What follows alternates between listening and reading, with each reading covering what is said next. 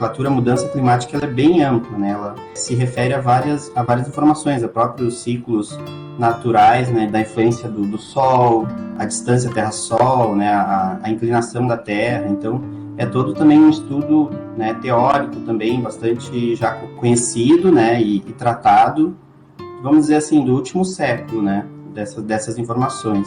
Se sabe, né, que ao longo da história se percebeu que a Terra passava por períodos interglaciais, que é o que a gente está vivendo agora, e períodos glaciais, né, glaciações que na verdade datam do maior período que a Terra esteve, né, no passado.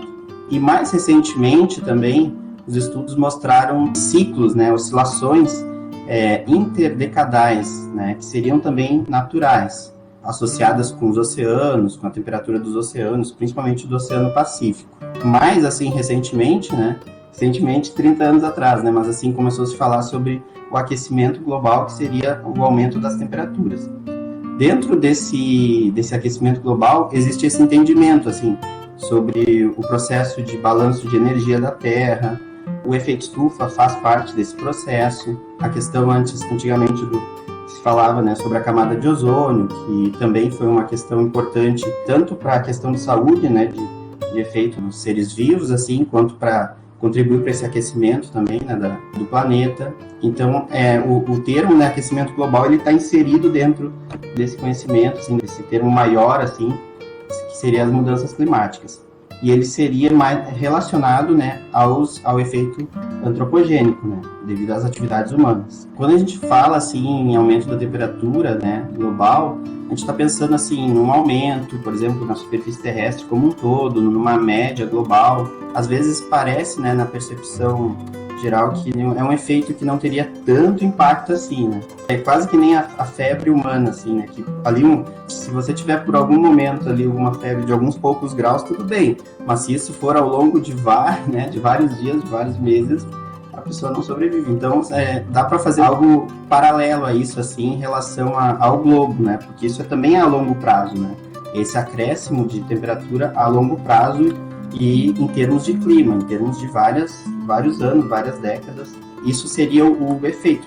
Por isso que é chamado aquecimento, né? Porque é um aumento dessa temperatura média ao longo desse período de vários anos, de várias décadas.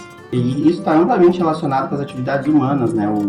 O aumento da população mundial, a questão de uso dos combustíveis fósseis nos últimos 50 anos.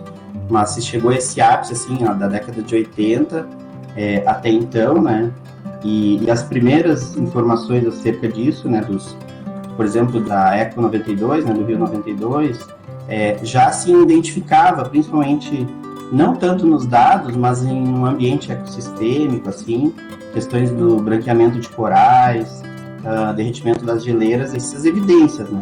Aí a gente vai depois avançar mais um ponto, que é a questão dos eventos extremos, que isso pode ser para ambos os lados, né? Maior aquecimento, maior resfriamento, dependendo da região e dependendo, né, do impacto, né, do fenômeno meteorológico que está atuando, para chuvas também, né, extremos de chuva ou de seca.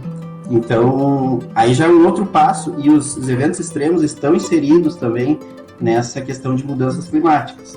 Ainda com talvez assim, mais incertezas do que esse prognóstico futuro assim, de aquecimento.